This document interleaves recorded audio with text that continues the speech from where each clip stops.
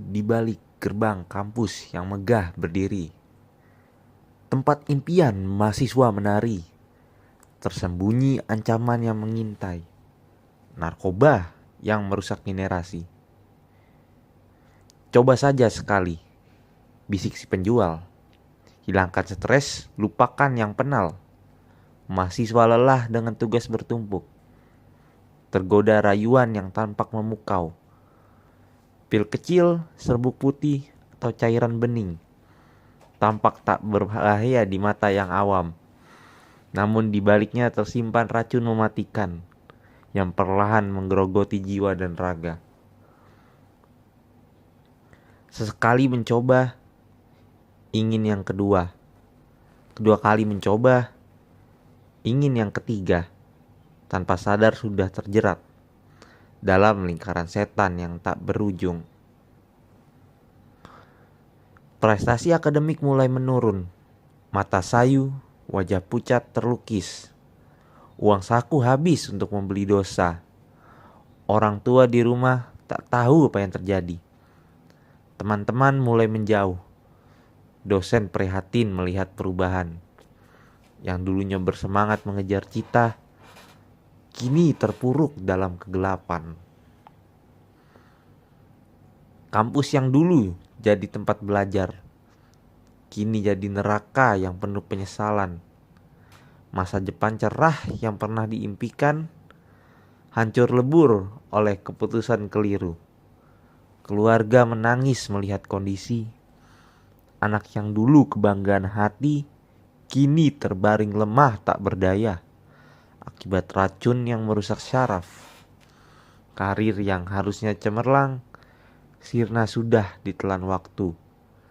Gelar sarjana hanya mimpi yang tak akan terwujud. Wahai mahasiswa di seluruh kampus, jangan tergiur rayuan maut itu. Narkoba bukan solusi masalah, justru akan menambah derita. Stres, tekanan memang nyata. Namun ada cara yang lebih baik. Berbagi dengan teman sejati atau konsultasi dengan konselor kampus. Olahraga, seni atau berorganisasi, channelkan energi ke hal yang positif. Fokus pada tujuan mulia, raih impian dengan cara yang benar. Mari bersatu melawan bahaya ini, kampus bersih dari jerat narkoba. Laporkan jika melihat aktivitas mencurigakan, selamatkan teman dari kehancuran. Pendidikan adalah senjata utama untuk melawan kebodohan dan kejahatan. Jangan biarkan narkoba merusak generasi penerus bangsa. Kampus adalah tempat suci untuk menimba ilmu dan wisdom, bukan untuk menghancurkan diri dengan racun yang mengancam jiwa. Satu keputusan yang salah di masa muda bisa merusak seluruh masa depan. Katakan tidak pada narkoba, pilih hidup yang bermakna dan berkarya. Narkoba tidak memberikan solusi, ia hanya menambah masalah. Masa depan cerah menanti mereka yang bijak memilih. Aduh, telat nih gua. Mau aja pasti marah kalau misalnya gua telat masuk. Iya, tuh. Woi, aduh gue lupa. Pas tim kan ini. Iya, telat gua. Baru bangun gua. Semalam gua ada tugas. Oh, yaudah. Lu lagi kenapa? Kayak banyak pikiran gitu? Oh enggak, gua jauh dia capek lah pasti. Video paling ini. Nabil. Ben. Jalan banget kita ketemu di sini nih, Bil. Iya gua lagi buru-buru kelas victim di BTW. Santai aja sih, Bil. Gua kan cuma ngomongin yang kemarin, soal kemarin. Bil, lu nggak lupa kan janji lu kemarin? Lupa, Bil. Duitnya. Tenang aja, Bil. Gua punya solusinya kok. Lu bisa bayar pakai cara lain.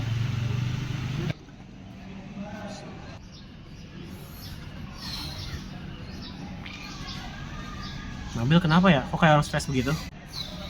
Ren, udah siap nih gue. Ketemu di mana nih kita?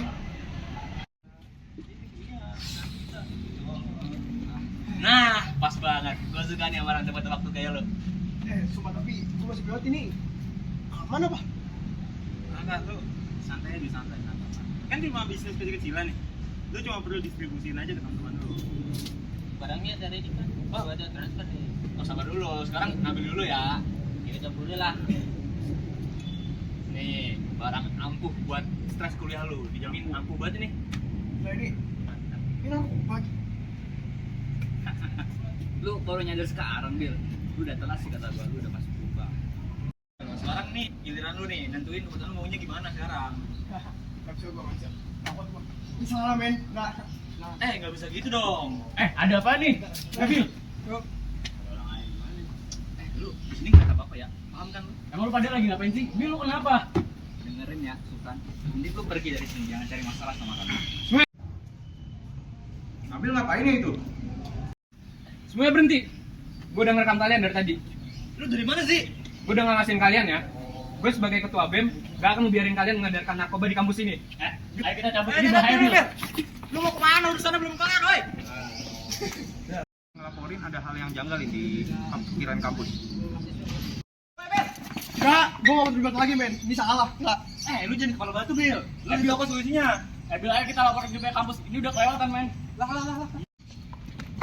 Siap. Lari. Ayo kita lari. Cabut. Ayo. Kalian gak usah kemana-mana. Seperti lagi dalam perjalanan di sini. Woi tunggu. Ingat ya Nabil, urusan kita belum kelar. Gue gak bakal diem lagi. Lo semua udah merusak hidup banyak mahasiswa. Iya emang lu pikir kampus ini tempat jualan narkoba? Siapa ini? Kalian perlu bantuan. Bil, mending lu ceritain ke kita biar kita bantu masalah ini. Ya, pokoknya gue minta maaf banget teman-teman. Bil, gue juga korban mereka. Gue udah kecanduan gara-gara Rendra. Aris, lu pakai juga Aris. Gue butuh bantuan, gue udah gak kuat. Gue udah laporin ke pihak keamanan kampus ya. Tenang teman-teman. Mereka udah gua arahin ke pihak kampus.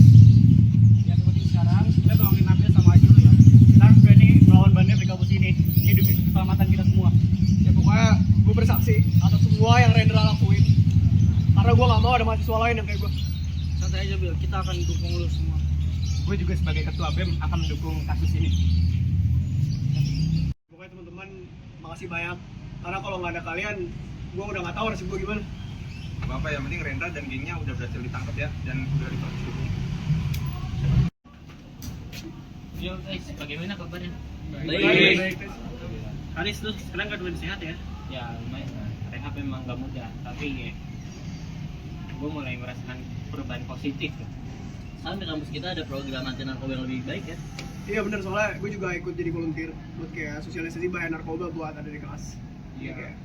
BEM juga ada membuat sistem pelaporan yang lebih mudah. Jadi kalau ada aktivitas mencurigakan yang kalian lihat, tolong laporin aja ya. Pengalaman ini ngajarin kita kalau kita tuh harus berani melaporkan kalau terjadi hal yang salah di lingkungan kita ya. Setuju, diem aja malah bikin masalah di kampus ini makin gede. Benar, yang paling penting tuh kalau lagi ada masalah sama teman gak boleh ninggalin sih. Pokoknya, makasih banyak teman-teman. Lo semua udah ngajarin gue arti persahabatan yang sebenarnya. Pokoknya mulai saat ini, gue bakal dedikasi hidup gue buat ngebantu korban-korban narkoba lainnya. Iya juga, kita juga bisa bikin support group untuk bantu korban-korban narkoba. Ide bagus, kita bisa kerjasama dengan pihak kampus juga. Setuju, gue juga akan coba membantu memfasilitasi dari sisi BEM. Ayo mulai dari sekarang kita buat lingkungan kampus yang anti narkoba.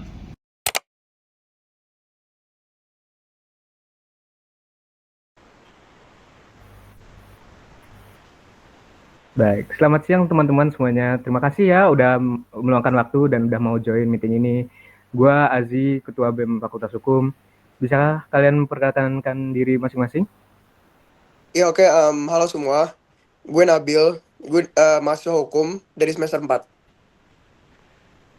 Gua Harits, mahasiswa hukum semester 4. BTW kita kenapa dikumpulin di sini ya? Gua Andra, mahasiswa hukum semester 4. Azi, ini tentang program yang kemarin lu singgung kan? Betul Andra. Jadi gini teman-teman, gue tahu tuh kalian tuh di kampus tuh merasa gimana ya, agak terisolasi ya.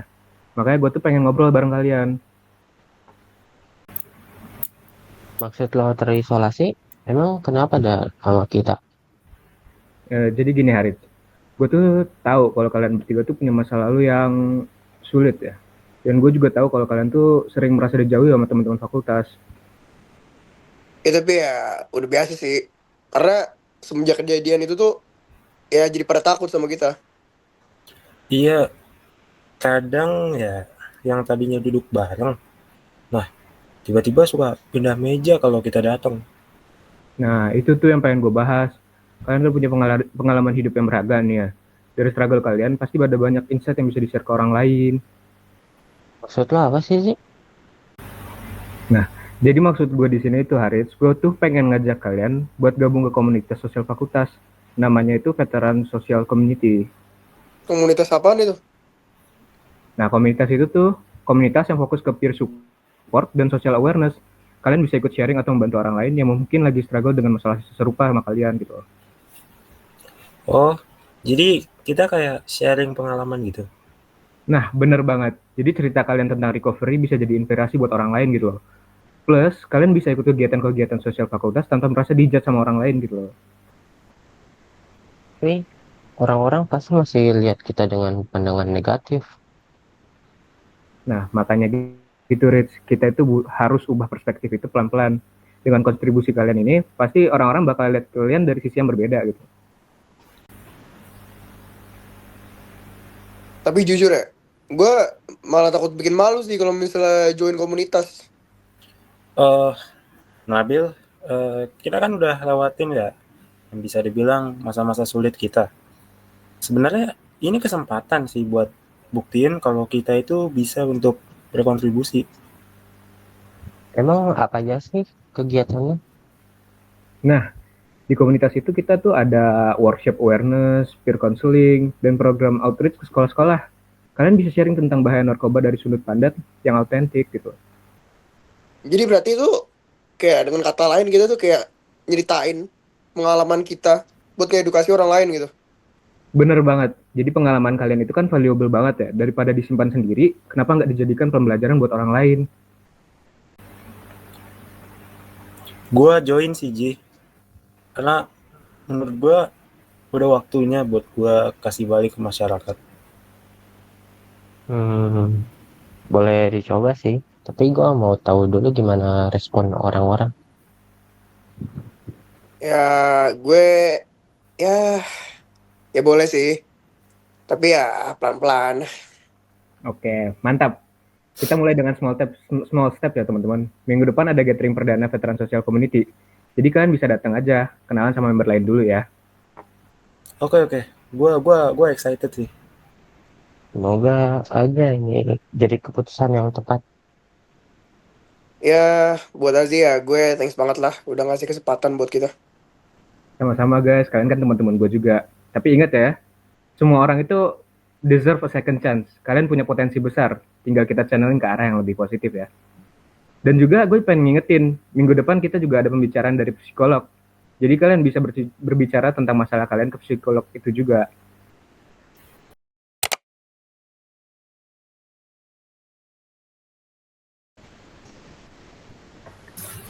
Halo teman-teman semuanya. Pertama-tama gue ucapin ya, makasih semuanya udah bisa hadir di sesi komunitas hari ini.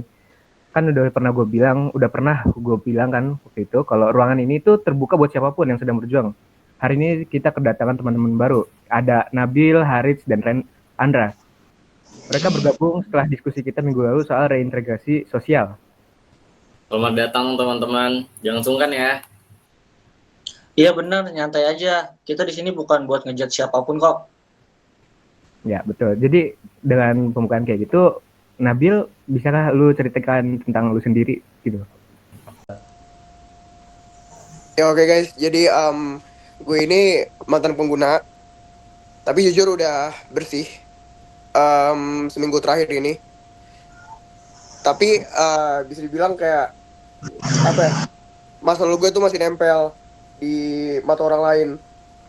Nah terus tuh kayak kenapa gue bisa bilang kayak gitu tuh karena di kampus tuh banyak yang bisik-bisik lah kalau ngeliat gue, terus banyak yang ngomongin, terus juga ya pokoknya susah lah buat start dari nol tuh kayak ya pokoknya susah sih. Gue paham kok apa yang lu rasain sih Bill. Tapi setidaknya tuh lu udah mulai langkah pertama, yaitu cerita, dan menurut gue itu nggak mudah sih. Iya bener banget sih itu sih. Yang penting cerita. Nah ngomongin cerita, kalau Harits, lu gimana Harits? Gue baru aja keluar dari rehab sih. Gue juga pengen kuliah beneran, punya temen, hidup wajar. Tapi tiap kali kenalan, kalau pas mereka tahu masa lalu gue, langsung jauh. Capek banget gue. Capek itu wajaris, tapi lo nggak sendirian kok.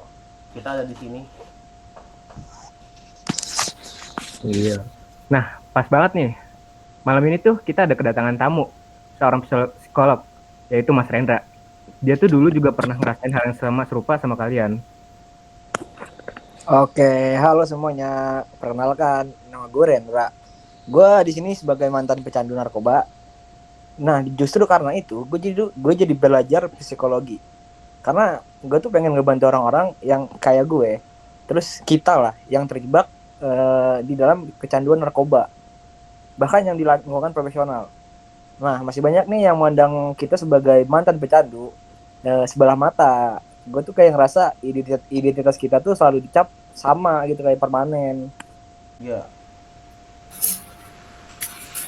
Tapi kita juga bisa buktiin lewat aksi. Di komunitas ini kita bisa bikin gerakan kampanye kesadaran, bukan buat bela diri kita sendiri aja, tapi buat edukasi publik juga. Bener tuh, masyarakat juga bisa berubah kalau mereka ngerti, dan perubahan itu bisa mulai dari kita dan lingkungan kampus kita dulu. Nah, ini nih maksud gue buat ngajak kalian ke komunitas ini. Gue tuh pengen kita ngebentuk subprogram baru yang gue sebut Restart. Nah, Restart ini adalah ruang untuk edukasi, diskusi, dan aksi tentang stigma pengguna narkoba. Kita bareng-bareng bikin suara kita kedengeran gitu ke orang-orang. Lo serius sih kita bisa ikut gitu? Serius dong, kalian gak cuma ikut, kalian bisa mimpin. Karena yang paling paham soal masalah ini, ya kalian sendiri.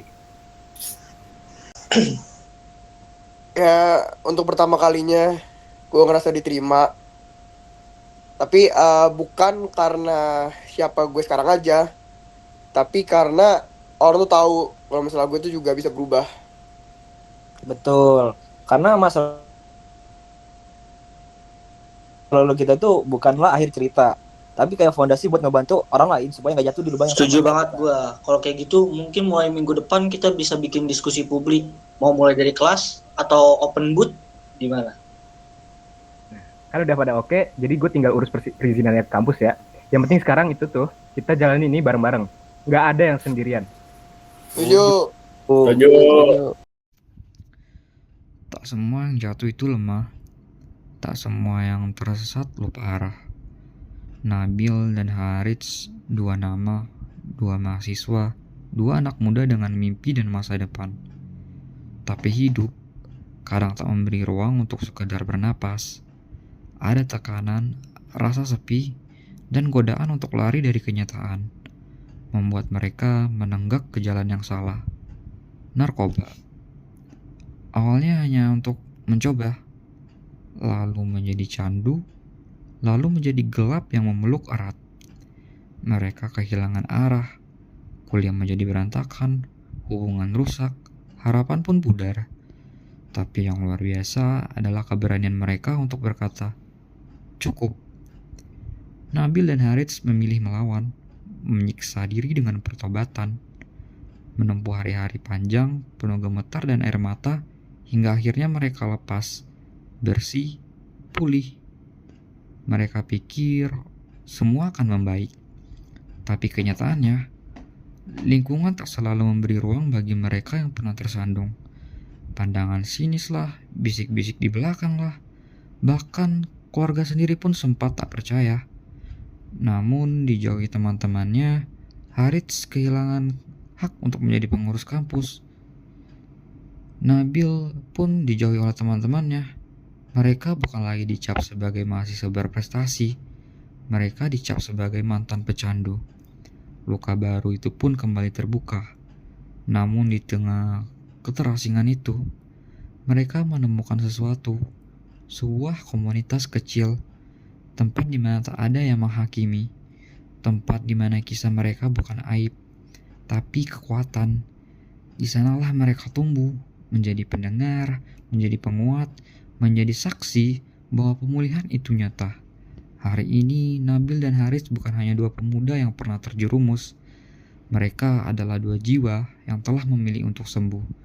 Mereka adalah dua suara yang kini berdiri di depan, mengulurkan tangan bagi siapapun yang masih terjebak dalam gelap. Bagaimana dengan kita? Kita sebagai masyarakat, sebagai sesama manusia, punya pilihan, mengusir atau mengulurkan tangan, karena masa lalu seseorang tidak menghapus haknya untuk hidup lebih baik. Kalau kamu yang mendengarkan ini sedang merasa seperti Nabil dan Harits di masa lalu, tolong dengarkan ini. Kamu tidak sendirian. Ada harapan, ada ruang untuk sembuh, dan selalu ada pintu yang terbuka untuk memulai ulang. Terima kasih sudah menjadi bagian dari kisah ini. Semoga cerita Nabil dan Harits tidak hanya menjadi kisah, tapi menjadi cermin, menjadi pengingat bahwa setiap jiwa berhak atas kesempatan kedua. Sampai jumpa di cerita yang lain, dan jangan pernah menyerah pada cahaya yang masih menyala dalam dirimu.